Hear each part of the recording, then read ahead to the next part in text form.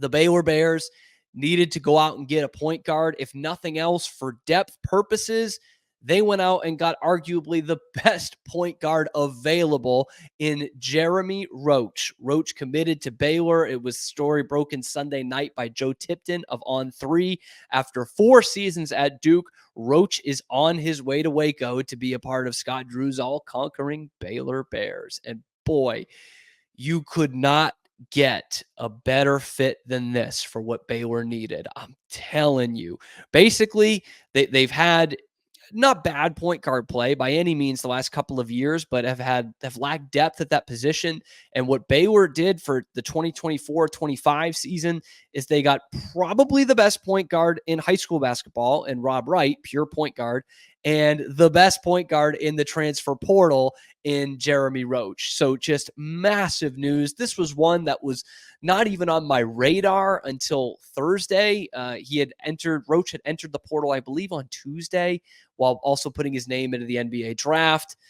Was projected to be like a second-round pick. Didn't have the athleticism that the NBA likes. We just like having basketball players, and that's what Jeremy Roach is.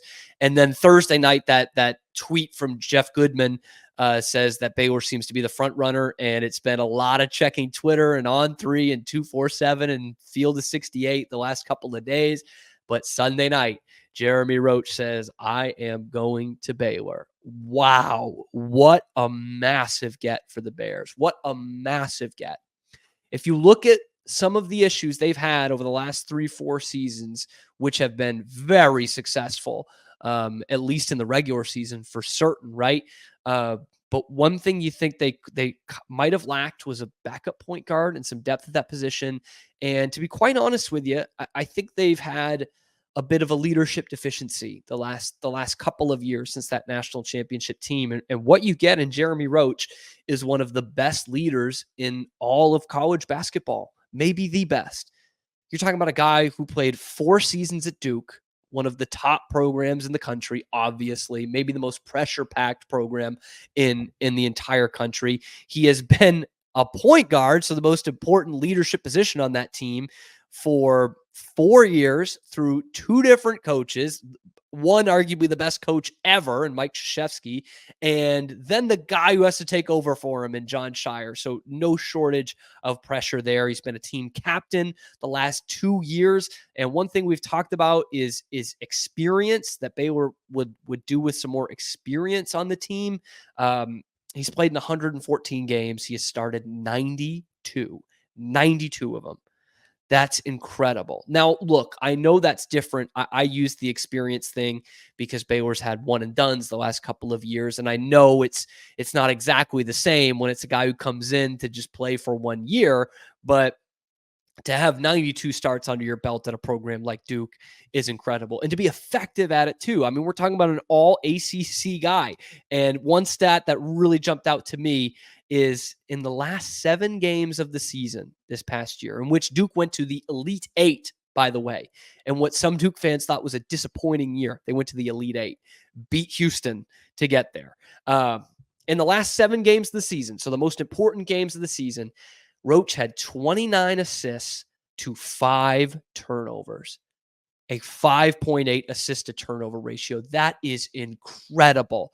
When the pressure was on, he played the best basketball of the season.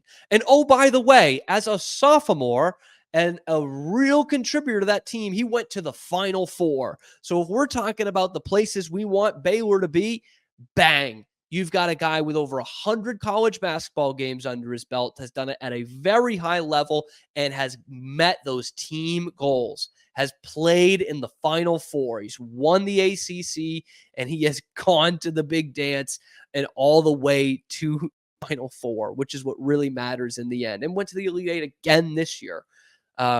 Just such an impressive career. By the way, he had a pretty good game against Baylor. In December, he played all but 15 seconds of that game and had 18. So, I mean, he's a guy who can obviously fill it up. I mean, he's obviously a point guard Not necessarily a pass first guy, more of that combo point guard. He averaged 14 points and over 3 assists a game and shot 43% from three. So everything you want in a Baylor point guard is filled by Jeremy Roach. And to go even more advanced in that, 55% true shooting. So like that is up there with the great Baylor guards, point guards, or shooting guards in this. I call it the Jacobs era of Baylor guards, where they have become one of the top offensive teams in the country. Like Roach's numbers stack up right there. And you want to talk about efficiency. You guys know how much I love box plus minus. So basically, if you follow WAR in baseball, wins above replacement, box plus minus is basically how many points are added or subtracted when you are on the court. So obviously positive is a good number for offensive. He went up by 4 points this year. You thought he had learned it all through 3 years of playing a ton of basketball. He increases efficiency a bunch in this year for Duke by 4 points. That's a huge jump. And by the way, the defense is something that I'm interested in and seeing if Baylor can be that lockdown defensive team, because they've had some good point guards come through here since the national championship win. James Akinjo, Keontae George, and Ray J. Dennis, but none of them came in as like great defenders, and none of them really left as great defenders. Well, you've got a pretty good one here. I'm not saying he's great, but top 20 in the ACC in defensive box plus minus and defensive win shares.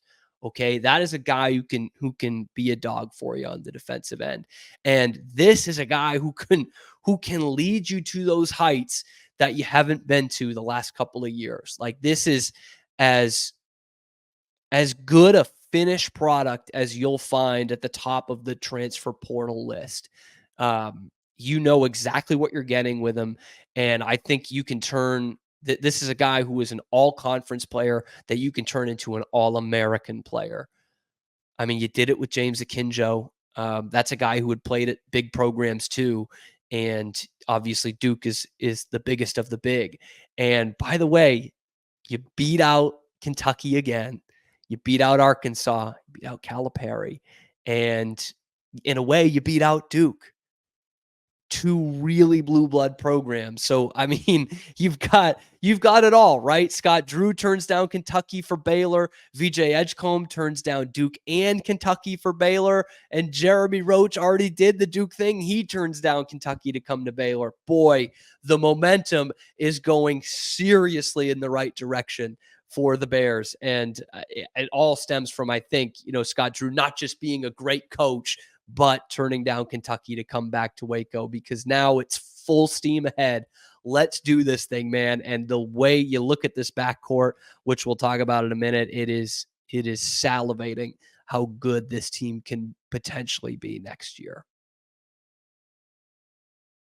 Hey, thanks for making it to the end of the video. We really appreciate that. And if you want to keep up to date on all the Baylor sports news, be sure to give us a like and ring the notification bell, because we are your first listen today and every day. We are your exclusive home for nothing but Baylor sports content 5 days a week that's not coming straight from the university.